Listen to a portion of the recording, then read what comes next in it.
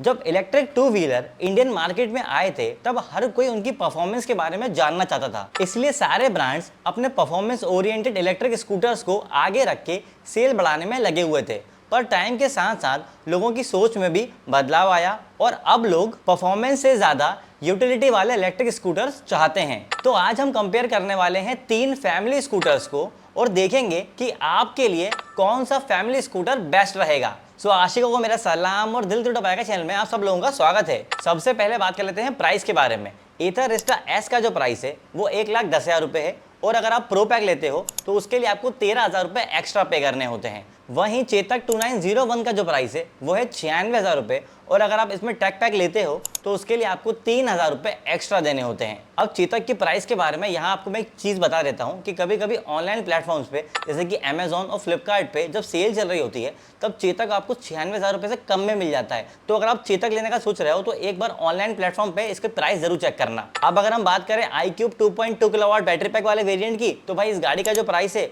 वो है 1,07,300 रुपये। इस गाड़ी के ऊपर आपको 12,300 रुपये का कैशबैक मिल जाता है। तो ये गाड़ी आपको पड़ती है लगभग 95,000 रुपये की। भाई प्राइस के मामले में चेतक और iQube एक दूसरे को अच्छी टक्कर दे रहे हैं, लेकिन ये बात ध्यान रहे कि जो चेतक का प्राइस है वो उसका एक्चुअल प्राइस है और जो भी iQube का प्राइस है वो कैशबैक के बाद का प्राइस है। तो iQube आपको कैशबैक की वजह से सस्ता मिल रहा है और चेतक का प्राइस टैग पैक लेने के बाद और ज्यादा बढ़ जाएगा। जबकि इस पूरे कंपैरिजन के अंदर एथर रिस्टा एस जो है वो सबसे ज्यादा एक्सपेंसिव इलेक्ट्रिक स्कूटर है और अगर आप उसमें प्रो पैक लेते हैं तो भाई वो तो और ज्यादा एक्सपेंसिव बन जाता है। तो भाई प्राइस के मामले में नो डाउट टीवीएस iQube एक ज्यादा बेटर ऑप्शन है। अब अगर हम बैटरी की बात करें तो भाई रिस्टा एस के अंदर आपको 2.9 किलोवाट का बैटरी पैक मिल जाता है। इस गाड़ी की जो आईडीसी रेंज है वो 123 किलोमीटर की है। अगर हम ट्रू रेंज की बात करें तो वो आपको 105 किलोमीटर मिल जाती है और इस गाड़ी को फुल चार्ज करने में आपको 8.5 घंटे का समय लगता है। वहीं चेतक के अंदर आपको बैटरी पैक मिलता है 2.88 किलोवाट का। इस गाड़ी की जो आईडीसी रेंज है वो 123 किलोमीटर की है और एक्चुअल में आपको ये 90 से 100 किलोमीटर की रेंज दे देती है। आपको इस गाड़ी को फुल चार्ज करने में लगभग 6 घंटे का समय लगता है। और iQube के अंदर 2.2 किलोवाट का बैटरी पैक दिया है। इस गाड़ी की जो क्लेम रेंज है वो 75 किलोमीटर की है।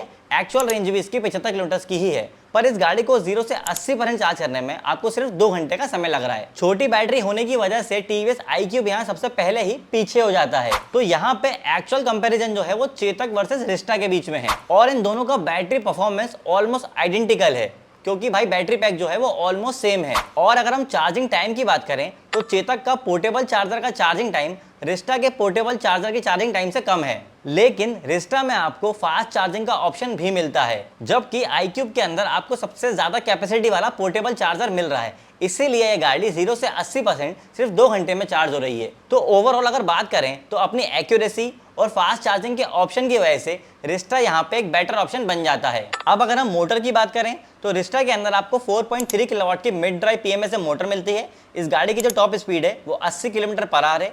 0 से 40 जाने में से 4.7 सेकंड का टाइम लगता है। और चेतक के अंदर आपको 4.2 किलोवाट की साइड माउंटेड मोटर मिलती है। इस गाड़ी की जो टॉप स्पीड है वो 63 किलोमीटर पर आवर है और 0 से 40 जाने में से 4.7 सेकंड का टाइम लगता है। वहीं अगर हम iQube की बात करें तो इसके अंदर 4.4 किलोवाट की हब माउंटेड मोटर मिलती है। इस गाड़ी की जो टॉप स्पीड है वो 75 किलोमीटर पर आवर है और 0 से 40 जाने में से 4.2 सेकंड का टाइम लगता है। भाई यहाँ पे तीनों ही ब्रांड्स आपको लगभग सेम कैपेसिटी की मोटर दे रहे हैं, पर जो एक्चुअल डिफरेंस है वो है मोटर के सेटअप में। प्रैक्टिकलिटी की बात करें तो बजाज का साइड माउंटेड मोटर का सेटअप सबसे ज्यादा बेटर है, लेकिन बजाज ने इसे काफी ज्यादा अंडर पावर कर दिया है। वहीं iQube की मोटर आपको एक अच्छी परफॉर्मेंस दे रही है, पर जो सेटअप है हब माउंटेड मोटर का, इसकी वजह से iQube यहाँ पिछड़ जाता है। जबकि रिस्टा के अंदर आपको प्रैक्टिकलिटी और परफॉर्मेंस का एक अच्छा बैलेंस कॉम्बिनेशन मिल जाता है। इसी वजह से मोटर के मामले में एथर रिस्टा एक ज्यादा बेटर ऑप्शन है। अब अगर हम बूट स्पेस की बात करें तो रिस्टा के अंदर आपको 34 लीटर का बूट स्पेस मिलता है। चेतक के अंदर आपको 21 लीटर का बूट स्पेस मिलता है, जबकि iQube के अंदर आपको 32 लीटर का बूट स्पेस मिलता है। चेतक में पहले से ही बहुत ही कम बूट स्पेस आता है और जो इसकी बैटरी है वो बूट स्पेस के पास में लगी हुई है, इसलिए इसके बूट स्पेस को बढ़ाना थोड़ा मुश्किल है। जबकि iQube का बूट स्पेस काफी इंप्रेसिव रहा है शुरू से और एथर ने रिस्टा के अंदर बूट स्पेस को बढ़ाया है और वो काफी ऑर्गेनाइज तरीके से बढ़ाया है। तो मेरे हिसाब से बड़े बूट स्पेस की वजह से और एक ज्यादा इंप्रूवमेंट और इनोवेशन चीज लाने की वजह से यहाँ पे रिस्टा एक ज्यादा बेटर ऑप्शन है। अब चलते हैं टायर, ब्रेक्स और सस्पेंशन की तरफ। रिस्टा के अंदर आपको फ्रंट में 12 इंच का अलॉय व्हील मिल जाता है, डिस्क ब्रेक मिलता है, टेलीस्कोपिक सस्पेंशन मिल जाता है। रियर में आपको 12 इंच का अलॉय मिलता है, ड्रम ब्रेक मिलता है और मोनोशॉक सस्पेंशन मिलता है।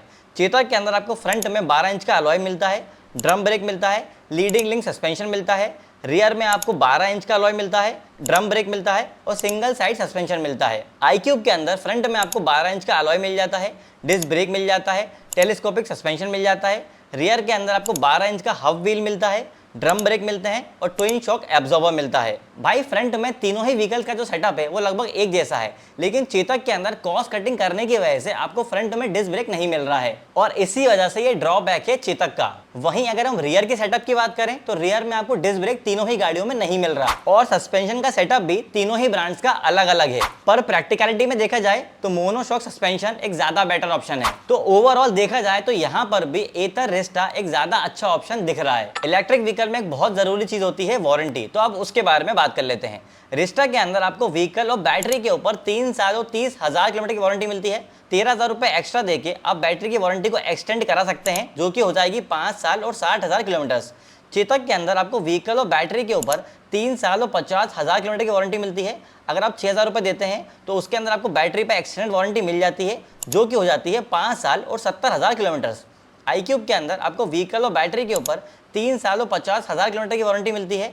अगर आप 6,000 रुपये एक्स्ट्रा देते हैं तो उसमें आपको बैटरी के ऊपर एक्सटेंडेड वारंटी मिल जाती है, जो कि 5 साल और 70,000 किलोमीटर की हो जाती है। भाई वारंटी के मामले में तो अभी एथर को और ज्यादा काम करने की जरूरत है, क्योंकि बजाज और टीवीएस एक बहुत पुराने ब्रांड्स हैं और चाहे तो अपनी ब्रांड वैल्यू की वजह से ही लोगों का ट्रस्ट जीत सकते हैं, लेकिन फिर भी वो एथर रिस्टा से ज्यादा वारंटी ऑफर कर रहे हैं। तो यहाँ पे एक्चुअल जो कंपैरिजन है वो चेतक और iQube के बीच में है और दोनों ही ब्रांड्स आपको लगभग सेम वारंटी दे रहे हैं और बैटरी के ऊपर एक्सटेंडेड वारंटी का प्राइस भी सेम है। अब चलते हैं डिस्प्ले की तरफ। रिस्टा के अंदर आपको 7 इंच का डीप व्यू डिस्प्ले मिलता है, जो कि बहुत बेसिक डिस्प्ले होता है अगर आप प्रो पैक नहीं लेते हैं तो।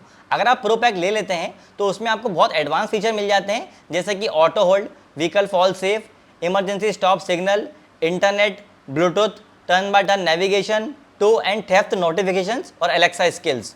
जबकि चेतक के अंदर आपको एक सर्कुलर डिस्प्ले मिलता है जिसमें बहुत ही बेसिक फीचर्स आते हैं। अगर आप टैग पैक ले लेते हैं तो उसमें आपको ब्लूटूथ मिल जाता है, लिमिटेड ऐप कनेक्टिविटी मिलती है, स्पोर्ट्स मोड मिल जाता है, रिवर्स मोड मिलता है और हिल होल्ड असिस्ट मिल जाता है।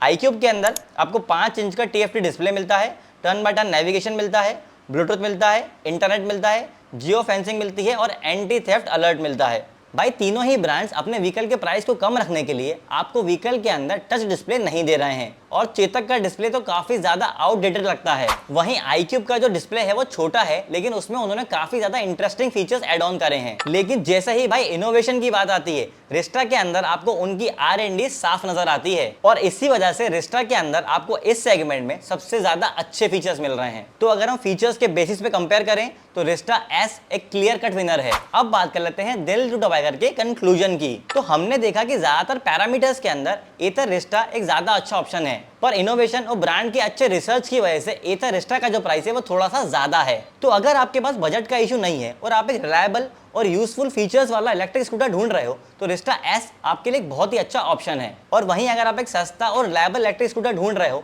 जिसमें आपको एक पावरफुल चार्जर मिले, जिसकी वजह से आप उसे घर पे जल्दी से चार्ज कर पाओ और आपको एक बड़ा सर्विस नेटवर्क भी मिले, तो आप iQube को चूज कर सकते हो। लेकिन अगर आपको एक सबसे ज्यादा स्ट्रॉन्ग बिल्ड क्वालिटी वाला इलेक्ट्रिक स्कूटर चाहिए और आप बढ़ी हुई प्राइस की वजह से चेतक को लेने से बच रहे थे, तो भाई चेतक 2901 एक बहुत ही ज्यादा अच्छा ऑप्शन है। तो भाई ये तो था फैमिली स्कूटर रिस्टा, iQube और चेतक का कंपैरिजन। आपको कोई भी डाउट है तो कमेंट करके पूछ लीजिएगा। वीडियो अगर आपको पसंद आई है तो इसे लाइक कर दीजिएगा, अपने दोस्तों के साथ में शेयर कर दीजिएगा। इलेक्ट्रिक गाड़ी के ऐसे ही वीडियोस के लिए दिल टू टाइगर चैनल को सब्सक्राइब कर लीजिए।